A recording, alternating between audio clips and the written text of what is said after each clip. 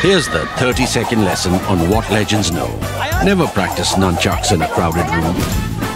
Never eat chole before a road trip. Always take your shirt off before you iron it. Don't take a call near a swimming pool. And don't forget, saving is not investing. Legends don't just save, they invest in mutual funds. Mutual fund investments are subject to market risks. Read all scheme-related documents carefully. You might remember that we had featured Qatar in a detailed Cut The Clutter, episode 654. That's where we had talked about why Qatar is so important and what is it about Qatar's location, Qatar's resources and Qatar's methods that's made it such an important country, although it's so tiny.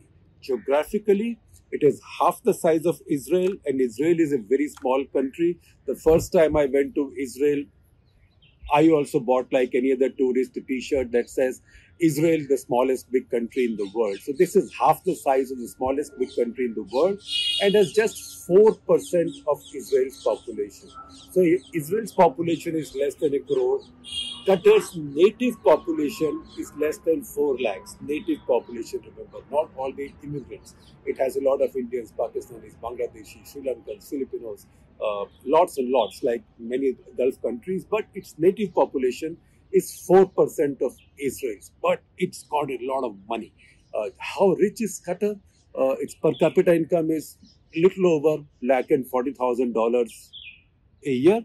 How do we put it in perspective? Say it's more than twice as much as America's, right? It is 1.5 times as much as Switzerland's. For the longest time, in the times when we were growing up, it was widely presumed, that's before the oil boom, that Switzerland is the richest country in the world. But it is 1.5 times as rich as Switzerland.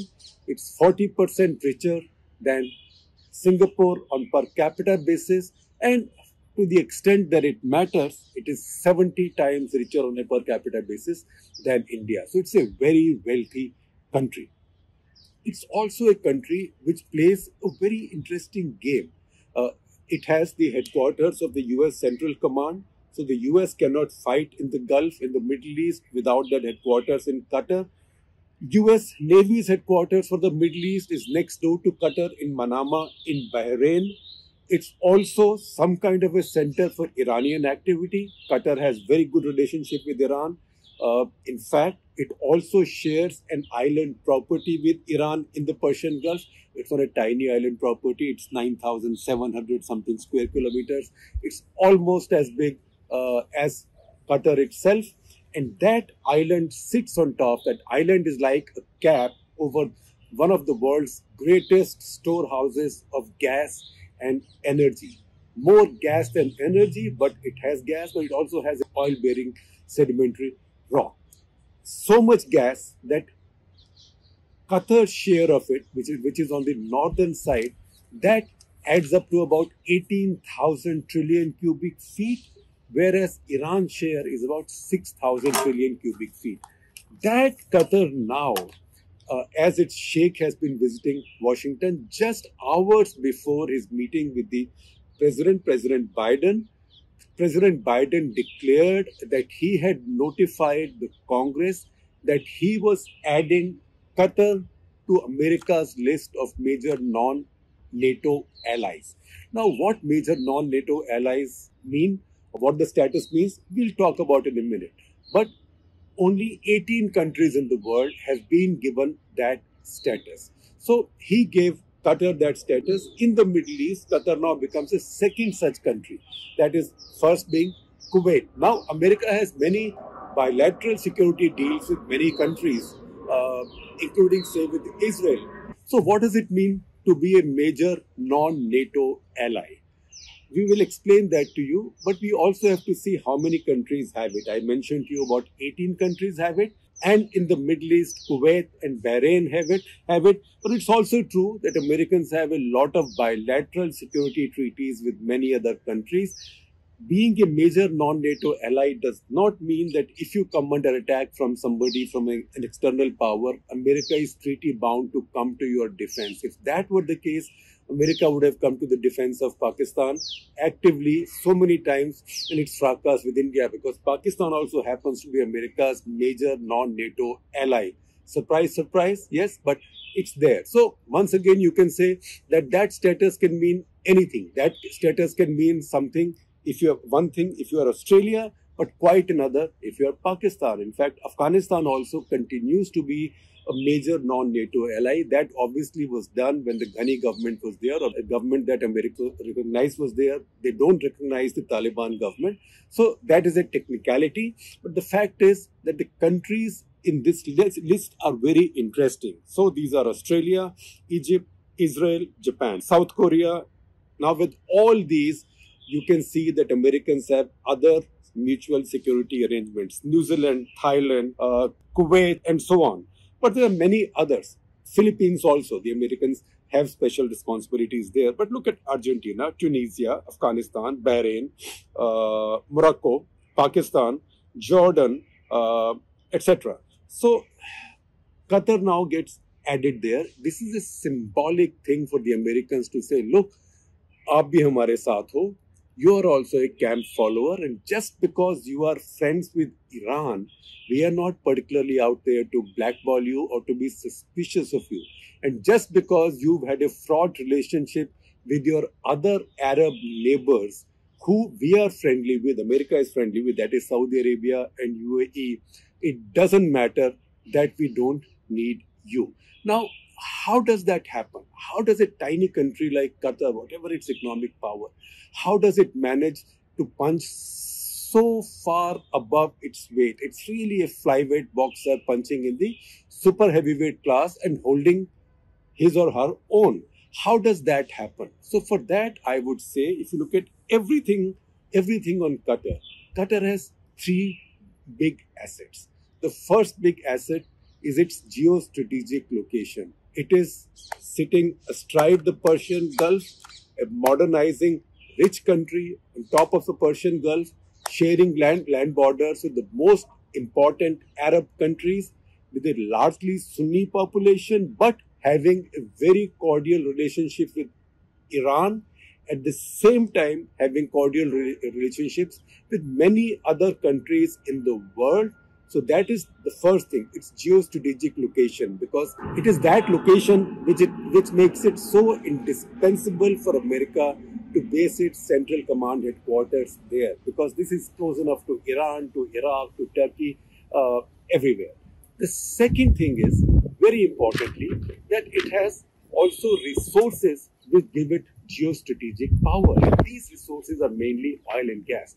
We told you about this 18,000 trillion cubic feet sitting under this North Dome area of this island, or what is called as North Dome area. But there is plenty else, oil and gas. And Qatar has invested very wisely. So they've become a big economic power because of this. Because they invest wisely not just by way of enhancing their money, enhancing their wealth, that they are doing very well, but also by way of buying goodwill. So they are using this money also to buy a lot of goodwill among the global, Western, liberal, intellectual communities. A lot of conferences take place in Qatar, and Qatar hosts them. So again, it becomes a soft power using this big money power.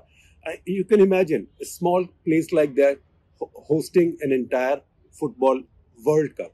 Also, it dispenses quite a bit of funds, scholarships, also to journalists, besides the fact that it now runs this global media powerhouse called Al Jazeera, which has the full freedom to cover all of the rest of the world, including particularly the rest of the Islamic world, as fairly as it wishes, as long as it stays out of all Qataris' affairs. So these are the two big strengths. What is the third big strength that Qatar has? The third big strength is just the diplomatic fleet-footedness and the open-mindedness of its rulers. They are great at diplomatic craft. They are also very open-minded. So they accommodate Iran. They also accommodate Osama bin Laden's family.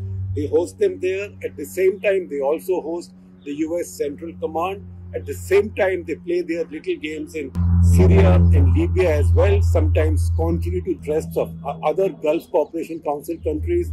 They run afoul of other Gulf Cooperation Council countries. But once again, given their location and given how important they are to everybody, even GCC has now gone ahead and lifted its sanctions on Qatar. That's what makes Qatar so much more important and so much more significant. Now, what does this status do for Qatar? It gives them diplomatic prestige, right? How much prestige it is, again, depends on who you are and where you are located and what your stars are like at this point. With this diplomatic prestige has not brought that phone call from Joe Biden to Imran Khan as yet, although Pakistan continues to be major non-NATO ally. It also brings some military training in, but I don't think the Qataris need to bother very much about military training and all, because US Central Command is sitting there, so they are for all practical purposes military allies. You can give it whatever name you want, NATO or non-NATO. The best I can do is maybe use that line for Gulzar, प्यार को प्यार ही रहने दो, कोई नाम ना दो, because this is a very tight relationship. So Qataris with these three assets: one, their geostrategic location; second, their geostrategic resources underground; and third, with their skills and their ability to invest their money, not just financially but also strategically. With all that, Qataris have now risen to be this preeminent force, not just in the Middle East, but at that point in the middle of, as the pivot of what is the main issue, the one big issue rocking global politics right now. That is the crisis in Europe. Because you know what? In many ways, Europeans are also lazy. They are not lazy when it comes to work. Now, I will not be so stupid as to call Europeans lazy when it comes to their work ethic or efficiency. They are super efficient. They have great work ethic. They are very competitive on all those parameters. In fact, you will have to be either nuts to be calling, say, Germans inefficient or lazy, or you've never flown Lufthansa, because Lufthansa, if you fly, sometimes it would look like even before you've bitten into your meal, trays are beginning to get cleared because they are so super efficient. But they are lazy about their security. And that is something Donald Trump used to complain about and used to keep threatening to send bills to them, saying that for so many decades, we Americans are underwriting your security. Now, some of that's happening again in Europe, because the message from Europe to America seems to be that, look, we are all afraid of Russia. We don't want Russia to be doing anything in Ukraine, but we also don't want to go and take panga with Russia, because besides other things, besides the fact that our armies are not ready, besides all that, we are dependent on Russian energy, Russian oil and gas, more gas than oil. And for Germany, this becomes particularly worse because unlike, say, a country like France, which still has more than 70% of its energy coming out of nuclear plants, the Germans, out of sheer political correctness and also because Angela Merkel at one point had to buy some popularity with the Greens, they've shut down their nuclear energy plants. So Americans are now working with Qatar to get Qatar to underwrite Europe's energy needs. Suppose the balloon goes up in Europe.